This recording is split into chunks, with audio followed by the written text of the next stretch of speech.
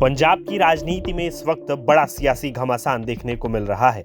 आम आदमी पार्टी छोड़कर बीजेपी में शामिल हुए राज्यसभा सांसद संदीप पाठक अब कानूनी कार्रवाई के घेरे में आ गए हैं। पंजाब में उनके खिलाफ 2 अलग अलग एफआईआर दर्ज की गई है, जिनमें भ्रष्टाचार और शोषण जैसे आरोप शामिल हैं।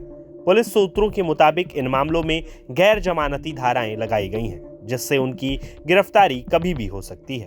हालांकि इन एफआईआर को लेकर अब तक पंजाब पुलिस या सरकार की तरफ से कोई आधिकारिक बयान सामने नहीं आया है।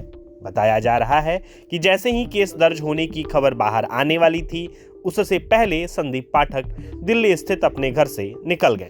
जब मीडिया उनसे प्रतिक्रिया लेने पहुंची तो वह बिना रुके तेजी से अपनी गाड़ी में बैठकर वहां से रवाना हो गए। इस बीच पंजाब पुलिस की टीम दिल्ली पहुंच चुकी है और उनके घर पर दबिश दे रही है। ऐसे में यह कयास लगाए जा रहे हैं कि संदीप पाठक की गिरफ्तारी जल्द ही हो सकती है। इन सभी घटनाक्रमों के बीच संदीप पाठक ने खुद को अनजान बताया। न्यूज एजेंसी ANI से बातचीत में उन्होंने साफ कहा कि उन्हें अपने खिलाफ दर्ज किसी भी एफआईआर की कोई जानकारी नहीं है। यह मामला इसलिए भी और ज्यादा गर्मा गया क्योंकि यह घटनाक्रम उनके हाल ही में पार्टी बदलने के बाद सामने आया है। 25 अप्रैल को संदीप पाठक ने राघव चड्ढा और अशोक मित्तल के साथ बीजेपी का दामन थामा था। दुर्भाग्यपूर्ण है, पंजाब की भगवंत मान की सरकार बदला और बदलाखोरी पर काम कर रही है।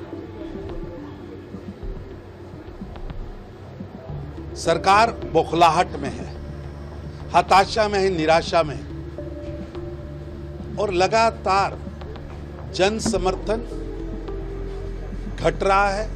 लोगों के मन में आम आदमी पार्टी की सरकार के खिलाफ एक घृणा का वातावरण है। इस हताशा, निराशा, कुंठा से ये बदलाखोरी की कार्रवाई हो रही है, लेकिन पंजाबी डरने वाले नहीं हैं। पंजाब डरने वाला नहीं है। कभी आप एक राष्ट्र के लिए खेलने वाले क्रिकेटर के घर पर सिक्योरिटी वापस लेते हो, उसके घर पर अपने वर्कर भेजकर अपशब्द लिखाते हो, किसी इंडस्ट्रियलिस्ट को डराते हो। ये अच्छी बात नहीं है। अगर मेंबर ऑफ पार्लियामेंट पर झूठे पर्चे डाले जा रहे हैं तो आप सोचिए पंजाब के आम आवाम का क्या हाल होगा। और भगवंत मान साहब, पंजाब की जनता आपको बाय बाय कह रही है। ऐसे में जब पंजाब की जनता फेयरवेल पार्टी दे रही हो तो स्वीट एंड होना चाहिए, लेकिन जिस तरह का व्यवहार आपकी ओर से हो रहा है, यह दुर्भाग्यपूर्ण है।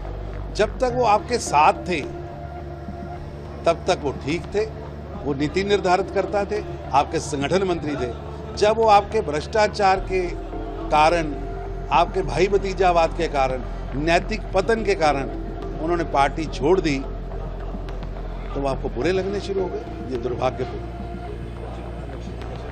पश्चिम बंगाल के अंदर TMC व ममता बनर्जी हताशा के कारण उनको स्पष्ट दिख रहा है कि उनकी हार निश्चित है। बंगाल ने निर्ममता वाली ममता बनर्जी की जिहादी मानसिकता वाली सरकार को बाय बाय कह दिया है और 4 तारीख ममता दीदी गई। ये जो घोंसला, जो ड्रामेबाजी की जा रही है, ये अपनी गिरती हुई साख को बचाने का प्रयास है। अगर जीत गए तो CM, अगर हार गए तो EVM। ये कौन सा फार्मूला हुआ? ये वही EVM है, वही चुनाव योग है जिसके कारण अब 3 बार मुख्यमंत्री बनी है। इससे पहले देश की मंत्री बनी थी। अब आपको हार दिख रही है तो EVM में गड़बड़ी दिख रही है। अगर यही EVM आपको CM बनाए तो आपको कोई इतराज नहीं। ये दोहरा मापदंड है। इतना ही नहीं, यह पहली बार नहीं है जब पार्टी छोड़ने वाले नेताओं पर कार्रवाई हुई हो। इससे पहले आम आदमी पार्टी की सरकार ने प्रदूषण कंट्रोल बोर्ड के जरिए दूसरे सांसद राजेंद्र गुप्ता की ट्राइडेंट फैक्ट्री में भी छापेमारी की थी। वहीं सुरक्षा के मुद्दे पर भी सियासत गर्मा चुकी है। जानकारी के अनुसार राघव चड्ढा और हरभजन सिंह की सुरक्षा भी आप सरकार द्वारा वापस ली जा चुकी है। अब सवाल यह उठ रहा है, क्या यह कार्रवाई कानून के तहत हो रही है या फिर इसके पीछे सियासी कारण है? विपक्ष लगातार इसे राजनीतिक बदले की कार्रवाई बता रहा है, जबकि सरकार की ओर से अभी तक कोई स्पष्ट प्रतिक्रिया नहीं आई है। आने वाले दिनों में यह मामला और ज्यादा तूल पकड़ सकता है। खासकर अगर गिरफ्तारी होती है या नए खुलासे सामने आते हैं। फिलहाल सबकी नजरें इस बात पर टिकी हैं कि संदीप पाठक सामने आकर क्या सफाई देते हैं और पंजाब पुलिस आगे क्या कदम उठाती है।